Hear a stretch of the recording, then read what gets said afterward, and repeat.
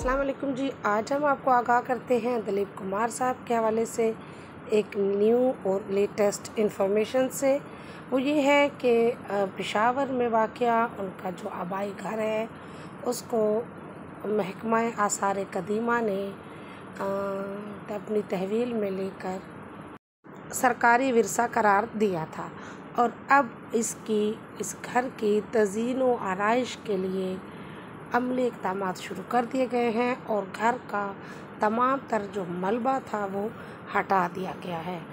और दिलीप कुमार साहब के इस घर में जो हमने पिछली वीडियो में आपको दिखाया था कि ये तमाम जो है उसमें मलबे का, ताहम बहुत सारे लोगों ने इस घर को ख़रीदने की और इसको कमर्शियल पॉइंट ऑफ व्यू से बनाने की कोशिश की गिरा के, लेकिन जिस मोहब्बत का इजहार दिलीप कुमार साहब करते रहे हैं, पेशावर के वासियों ने, गवर्नमेंट ने उसी मोहब्बत के नाते उन्हें खराज अक़ीदत तो पेश किया और ये घर जो है वो उन्होंने महकमा आर्कियोलॉजी के तहत जो है वो हासिल कर लिया और अब इसकी तज़ीन और आराइश करके इसे उन्हीं के नाम से मंसूब किया जाएगा। इस घर में दिलीप कुमार साहब के 12 बहन भाई जो है वो पैदा हुए और फिर 1933 में जब दिलीप साहब 13 इयर्स के थे, उनके वालिद ग़ुलाम सरवर साहब यहाँ से पेशावर से कारोबार के सिलसिले में बम्बई शिफ्ट हो गए और फिर उनकी बाकी सारी फैमिली भी उधर मुंतकिल हो गई और उन्होंने ये घर जो था दिलीप कुमार साहब का वो उस वक्त के 2500 रुपये में रहन यानी गिरवी रखवा दिया था। पहले दिलीप कुमार साहब के वालिद ग़ुलाम सरवर साहब ख़ुद अकेले बम्बई शिफ्ट हुए और उन्होंने वहाँ पे फ्रूट का कारोबार शुरू किया और जब कारोबार जो था वो फ़रोग़ पा गया तो फिर वो आके अपनी सारी फैमिली को इस घर से मुंतकिल करके वहाँ ले गए और फिर सारी ज़िंदगी उनकी वहीं पर गुज़री। और ये तो इंसानी फितरत है कि जो उसकी जाए पैदाइश होती है उससे अजीब सा उन्स और मोहब्बत उस इंसान को रहती है और वो जितनी भी दुनिया में तरक्कियां हासिल कर ले या शोहरत और नाम पैदा कर ले और अपने उस जाए पैदाइश को हमेशा याद रखता है। यही मामला दिलीप कुमार साहब के साथ था और वो अपनी हिंद को ज़ुबान भी उसी तरह उनको याद थी और ये जो शहर है ये पेशावर और ये जो इलाका है कि सखानी बाज़ार का खुदादाद मोहल्ला, इसका ज़िक्र भी वो करते रहते थे। कदीम तर्ज का ये घर जो है दिलीप कुमार साहब का, इसके अंदर भी लकड़ी, मट्टी, गारे और ईंटों से, जो वज़ीरी ईंट है, जो छोटी ईंटें हैं, उनसे ये तामीर किया गया था और ये जो है तकरीबन 200 साल पुराना घर है जो कि बंद रहने की वजह से, बारिशों की वजह से इसकी ये हालत हो गई।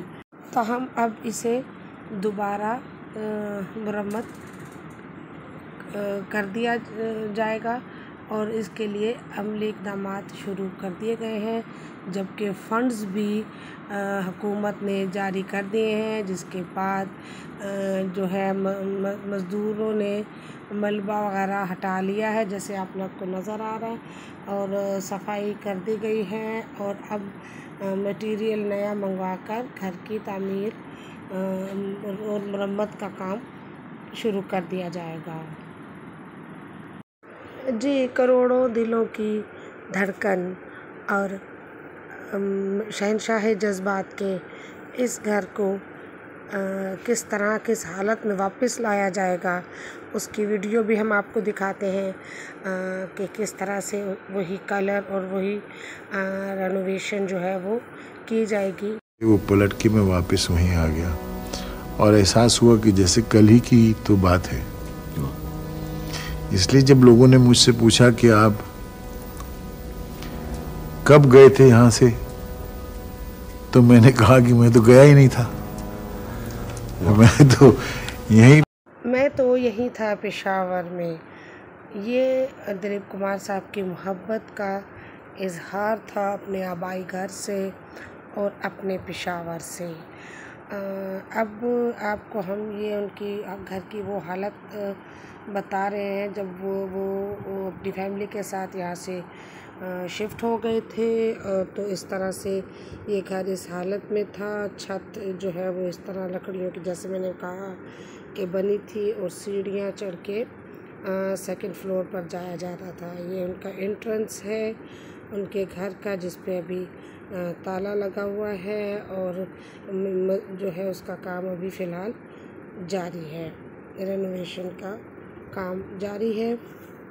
और इसको बाकायदा इस हालत में वापस लाने की कोशिश की जाएगी। अगरचे ये अशिया तो अब दस्तयाब नहीं है, ताहम पेशावर में बहुत सारी ऐसी तामीरात की जा रही हैं जो कि गुज़िश्ता कदीम ज़माने की तर्ज़ तामीर को नुमायाँ करती हैं। तो इस घर को भी इसी तरह करने की कोशिश की जा रही है। जी, अब हम आपको दिखा रहे हैं वो वीडियो जो गुज़िश्ता तकरीबन 10 साल से घर के खाली रह जाने के बाइस मलबे का मंज़र पेश कर रही है। इस घर में गुज़िश्ता 10 साल से कोई रिहाइश पज़ीर नहीं है और इसके अंदर चूँकि कोई रहता नहीं था, लिहाजा देखभाल नहीं हो सकी और बारिशों और आंधी तूफ़ान के बाइस घर की जो है वो मरम्मत नहीं हो सकी। ताहम अब गवर्नमेंट ने